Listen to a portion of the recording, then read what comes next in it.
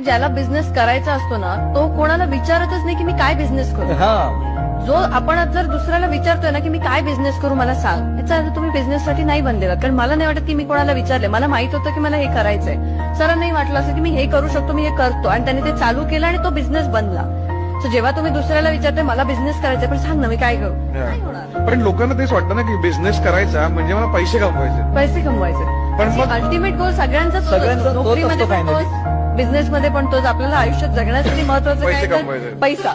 So ते कोणत्या मार्गाने आणि तुम्ही कसे खुश राहून कमवाल ना ते बघा. नोकरीत मी खुश आहे, कमवा तिथून पैसे.